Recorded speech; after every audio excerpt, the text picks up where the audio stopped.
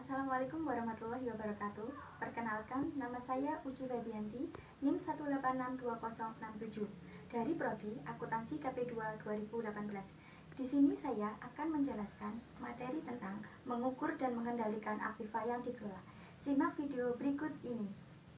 Analisis. Pengukuran penggunaan aktiva merupakan analogi dari tujuan pusat laba, yaitu yang pertama, untuk memberikan informasi yang berguna dalam membuat keputusan yang baik mengenai aktiva yang digunakan dan untuk memacu para manajer agar membuat keputusan yang merupakan kepentingan perusahaan. Yang kedua, untuk mengukur kinerja unit usaha sebagai suatu entitas ekonomi. Yang pertama, kas. Jika setiap unit usaha memegang saldo kas yang dibutuhkan untuk menyeimbangkan perbedaan antara kas masuk dan arus kas keluar. Piutang. Piutang manajer unit usaha dapat mempengaruhi tingkat piutang secara tidak langsung melalui kemampuan mereka untuk menghasilkan penjualan dan secara langsung melalui penetapan masyarakat kredit dan persetujuan atas kredit individual dan batas kredit serta melalui wewenang mereka dalam menagih kredit yang jatuh tempo. Piutang diukur yaitu nominal piutang dikurangi dengan penyisian kerugian piutang tidak tertagih. Yang ketiga, persediaan. Persediaan biasanya diperlakukan sama seperti piutang, yaitu dicatat pada jumlah akhir periode meskipun rata-rata antar periode lebih baik secara konsep. Metode yang dapat digunakan adalah FIFO, average, atau LIFO costing. Yang keempat, modal kerja secara umum. Perlakuan modal kerja sangatlah bervariasi. Pada satu sisi, perusahaan memasukkan seluruh aktiva lancar ke dalam dasar investasi dengan tidak mengeliminasi kewajiban lancar. Modal kerja adalah aktiva lancar dikurangi dengan kewajiban lancar. Properti pabrik dan peralatan atau aktiva tetap. Hampir semua perusahaan menggunakan pendekatan yang sama dalam mengukur profitabilitas atas dasar aktiva dari unit usaha. Hal ini menyebabkan permasalahan serius dalam penggunaan sistem tersebut untuk tujuan yang dimaksudkan.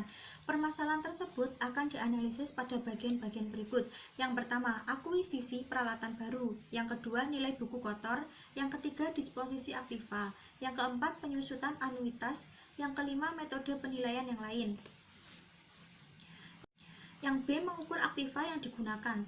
Aset-aset yang disewa guna usahakan. Banyak perjanjian sewa guna usaha merupakan usaha perjanjian pendanaan, yaitu perjanjian tersebut memberikan cara utang dan modal. Aktiva yang menganggur. Jika suatu unit memiliki aktiva yang menganggur, ide aset yang dapat digunakan oleh unit lain, maka unit tersebut memberikan cara alternatif untuk menggunakan aktiva yang seharusnya didapatkan dari pendanaan dengan utang dan modal. Aktiva yang menganggur. Jika suatu unit memiliki aktiva yang menganggur, ide aset yang dapat digunakan oleh unit lain, maka unit tersebut dapat diperbolehkan untuk mengeluarkan aktiva tersebut dari dasar investasinya. Aktiva tidak berwujud. Beberapa perusahaan cenderung melaksanakan penelitian dan pengembangan R&D yang intensif. Misalnya, perusahaan farmasi seperti Novartis menghabiskan dana yang besar untuk mengembangkan produk baru, sedang lainnya cenderung fokus pada pemasaran. Misalnya, perusahaan barang konsumen seperti Unilever yang menghabiskan banyak dana untuk iklannya. Kewajiban tidak lancar. Suatu unit usaha menerima modal permanennya dari kumpulan dana korporat. Korporat memperoleh dana tersebut. Unit usaha menerima modal permanennya dari kumpulan dana korporat. Korporat memperoleh dana tersebut dari pemberian pinjaman, investor modal, dan laba ditahan. Bagi unit usaha, jumlah total dari dana tersebut adalah relevan, tetapi tidak dengan sumber daya dari mana dana tersebut berasal. Beban modal. Kantor pusat korporat menentukan tarif rate yang digunakan untuk menghitung beban modal kapital charge. Tarif tersebut seharusnya lebih tinggi daripada tarif korporat untuk pendanaan dengan utang karena dana yang terlibat merupakan campuran antara utang dan modal berbiaya lebih tinggi, higher cost equity. Survei praktik. Kebanyakan perusahaan memasukkan unsur aktiva tetap ke dalam dasar investasi pada nilai buku bersih. Perusahaan-perusahaan tersebut melakukannya karena ini merupakan jumlah dengan mana aktiva tersebut dicatat dalam laporan keuangan keuangan, dan oleh karenanya sesuai dengan laporan keuangan tersebut mencerminkan jumlah modal yang digunakan dalam defisit tersebut. Keunggulan Roy dan Eva. Keunggulan Roy yang pertama, Roy merupakan pengukuran yang komprehensif di mana semua mempengaruhi laporan keuangan tercermin dari rasio ini. Yang kedua, Roy mudah dihitung, mudah dipahami, dan sangat berarti dalam pengertian absolut. Yang ketiga, Roy merupakan denominator yang dapat diterapkan tanpa memperdulikan ukuran dan jenis usahanya. Keunggulan Eva yang pertama, dengan Eva seluruh unit usaha memiliki sasaran laba yang sama untuk perbandingan investasi.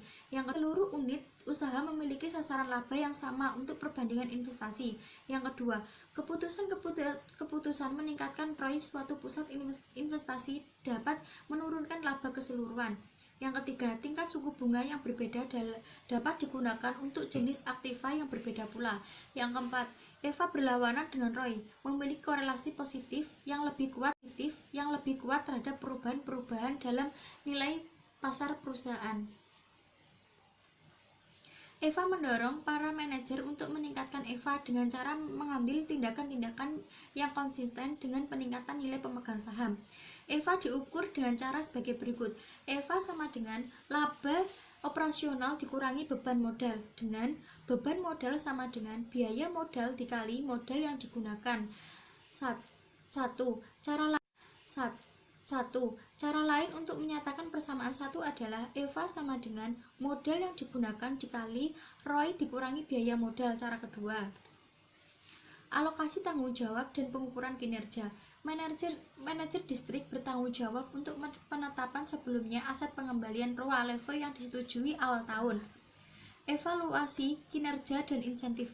ROA merupakan kriteria utama untuk mengevaluasi para manajer distrik, diberikan berdasarkan pencapaian target ROA 90% ke atas.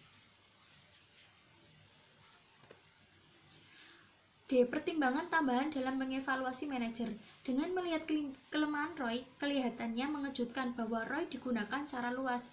Diketahui dalam pengalaman pribadi bahwa kesalahan konseptual ROI untuk mengevaluasi kinerja adalah nyata dan menyebabkan timbulnya perilaku disfungsional dari para manajer unit usaha. Evaluasi kinerja ekonomi suatu entitas. Secara konsep, nilai suatu usaha adalah nilai sekarang dari pendapatan di masa depan. Hal ini dihitung dengan mengestimasi setiap arus kas tersebut pada tarif laba yang telah ditentukan. Analisis tersebut dilakukan untuk 5 atau mungkin 10 tahun yang akan datang. Thank you. Sekian dari saya. Terima kasih. Wassalamualaikum warahmatullahi wabarakatuh.